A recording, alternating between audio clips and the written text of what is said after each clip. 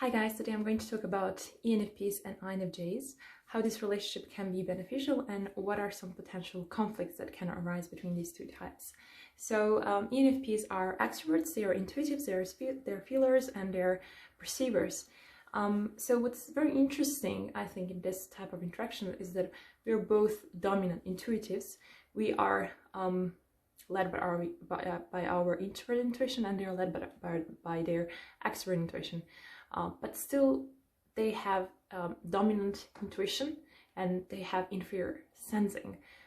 They have introverted sensing, we have extroverted sensing and as our inferior function. And in the middle we have extroverted thinking for them as third function and introverted feeling as our second function, and for us is exactly the same but opposite. We have extroverted feeling and introverted thinking. So you can already see how we are very similar but yet completely different. But I think every time I meet ENFP, there's this, there's this feeling of just feeling very comfortable and pretty quickly jumping in this very deep topics and having really amazing conversations, because at the end our realities are very different, because we come from completely two different positions of completely two different four different cognitive functions, but you see that we are both really using our sensory experiences to nurture kind of our imagination or so-called intuition. So I think that there's like instant attraction, because naturally these functions like extrovert intuition and introvert intuition, they naturally kind of attract each other, and that's they kind of want this union, so there is a natural attraction, almost like electron proton to these persons. But I think it's very important to understand the functions here, because without that knowledge you can really you can really get lost in some conflicts that may arise. And I think it's very important to understand that although they are similar, or we are similar, the way that we derive the conclusions, it's very different. So my brother is ENFP, and now I will tell you a story that's actually, it didn't really happen, I just invented it, and I will try to explain you using the story how different is the way that we look at situation, like, and how different is actually the kind of the path we make, and just the logic of our thinking, let's say, of the logic we use. So I decided to make a cake. Okay, so I know that I can make this cake, like I've made it already 2 or 3 times, like let's say 4 times, and I want to make the same cake. So I asked him to go to the grocery and buy me so I asked him actually to go and buy me the ingredients that I need, and he said yes, and he went, and after 20 minutes he came back, and then I started making a cake. We're kind of chatting, we're just having some conversations, and we were listening to music, and then at the end when the cake was done, we tried it and I tasted it. So with my extroverted sensing, so it's about sensations, extroverted sensations in a moment. Like for example, you have types who are SE dominant, they are really living in a moment. That's why for them, like, this extreme sports of adrenaline is very important, because they need the sensations. That's like their dominant thought. How good of experience am I having now, right now? So with my SE, I try the cake, I bite it, and I feel that something is missing, and I'm not really satisfied with the taste of the cake. So now I'm going back to the past, or no, actually, let's say I'm going back to the past, but every introverted function is more oriented towards the past. Okay, so when I say I go into the past, I don't really go in the past in terms of sensation, like what was happening in the past, but I go in terms of NI, which are like patterns from the past. So that's actually how world is just different for ISFJs or ICJs, SI users, than INFJs, INTJs, and I users. Like we both are past oriented, sort of, but they have extremely good memory of all tiny details and in a very chronological way. And that's how they make conclusions. And we go to the past. We don't care, who, what happened first, or what kind of, for example, ingredients he bought. We just, for example, we just remember the pattern. We just remember the sensation. For example, when you're reading a book, you don't remember all the details. You just remember the main thought of the book, or what the person who wrote the book actually wanted to say. You remember that thought.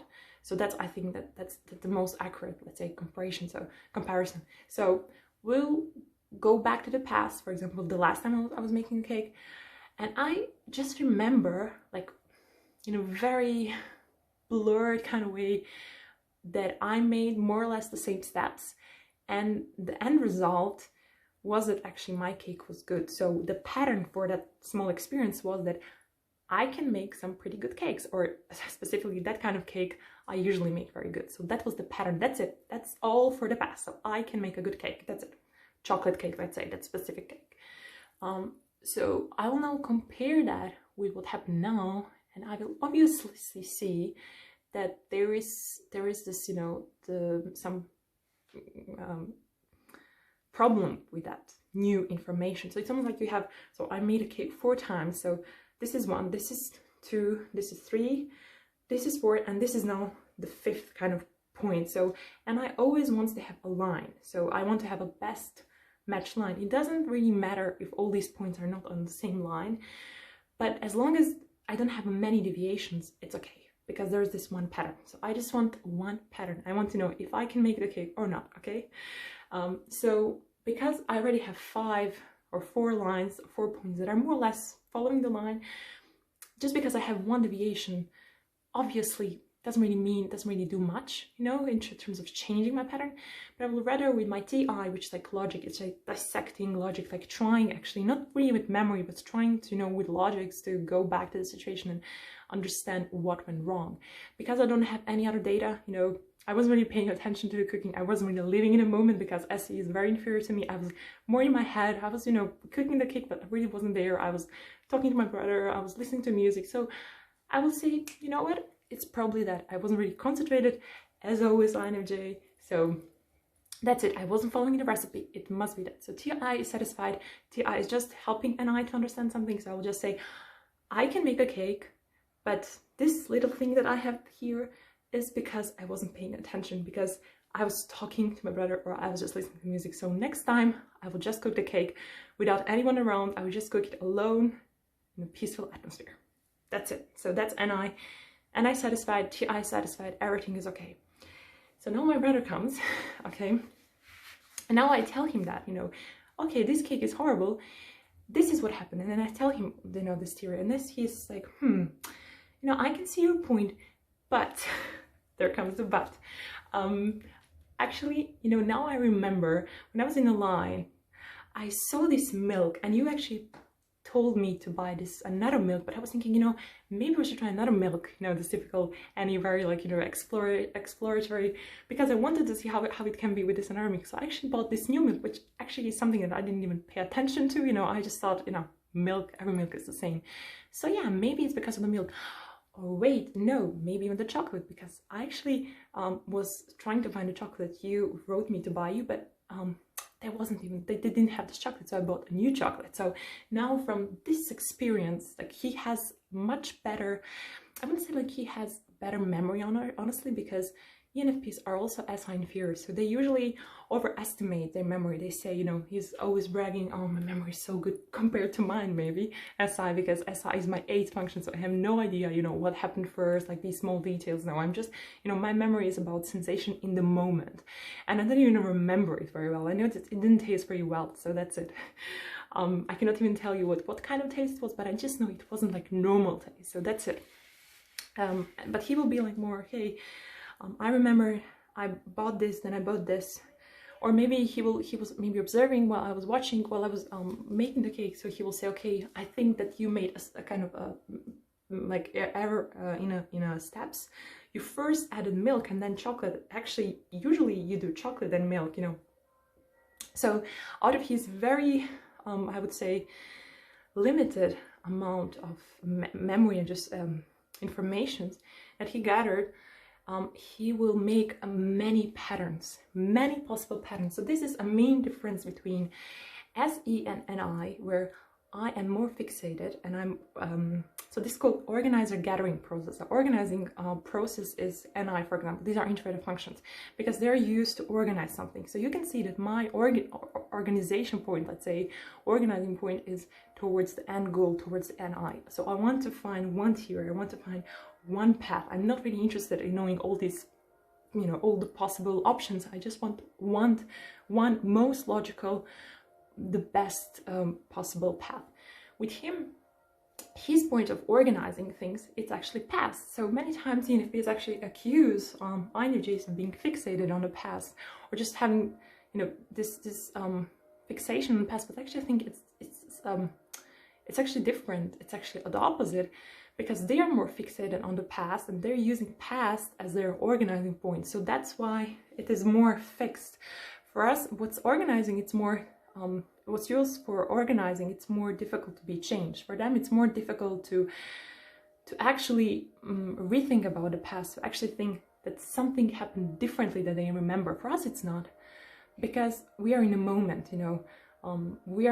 It's more about remembering the past from the moment. Thus, we can be more aware that we remembered something in a wrong way, where they really can't. But for us, it's then more difficult to change the end product. If something happened, like let's say we had some conflict and we derived the conclusion, like who was, you know, who started, or you know, just the main, like what was the main problem and how to solve it, or, you know, it doesn't have to be, you know, who started, but really what was the main problem. If we derived that conclusion, for example, in my case, or in the case of Cake Story, that it was the problem of me not being concentrated, me not having this focus, it will be very hard for me to change it, because I spend so much energy and I value it very much. So it's our dominant function. It's something that we do the best, at least that's what we think. And of course, all introverted functions are subjective. Their memory is subjective. Our patterns are subjective. So in terms of that, we have more objective memory, and thus it's easily changeable, because if you present us the fact, if I see something from a present moment, it makes more sense. I'll be able to change the past this quickly. For him, it's rather hard. That's why when you have ENFP who is not really in a best, let's say, a mood, or who is disintegrating, they're so fixated on the past, and they have these they really have difficulties to reconcile with it, and they just want to analyze it more and more, so that they can gather more patterns, so they can predict the future in a better way. So that's what we use the past for. For us, it's to have this one path. For them, it's to having many ways, many paths. So anyhow, I think the point is that organizing, they use memory as an organizing point, and you see them like telling the stories in a more chronological way, and the details actually matter to them, and they use then that story to derive patterns. So they're pattern gatherers, and we are memory gatherers. That's why you will see INFJs traveling sometimes even more than ENFPs, because we want to gather new experiences, so that they can actually confirm us. You know, we want more points on the line that they can confirm us that this pattern we think is working. Always, it's universal pattern. That it's actually working. So we want basically a confirmation. So we want either to make a completely new pattern, or we want to actually confirm an already existing pattern. For them, it's more, they don't need so much actually new experiences. They already have their small base, and they're so imaginative that from that small pool of memory, they can gather so many different paths. So that's why you will see sometimes them not really seeking new experiences, they don't need so much adrenaline, let's say, field experiences, because they already have this anythings which from two words is able to give them so many patterns. So they are pattern collectors. If they are traveling, they're moving from one place to another, that's rather a consequence of them being a pattern gatherers, rather than they're doing that for the purpose of the experience itself. So I would say that's the main difference of our worlds, how they're actually different. I will have to say, in terms of our relationship, it's usually it goes like this. So I present him my story, and then he presents me all these patterns. I'm very confused with this because it is actually putting in danger all these things that I created, this pattern. But if you're dealing with INFJ, who is open enough to listen to you, then you can have an enormous benefit from this. Enormous, because one of the biggest flaws of NI is us thinking that there's one way, when honestly there are so many different ways. So just because your life, for example, looks, you know, the way it looks right now, it doesn't mean that in 10 years it will be like that. And ENFP, for ENFP, that's completely, you know, obvious, you know. And they can, even when they just see you, they can reference point to their past, and they can already tell you, like, there are so many different paths you can walk. And then we are like, you know, we're just dazzled, we're just incredibly confused and also fascinated with their way of thinking.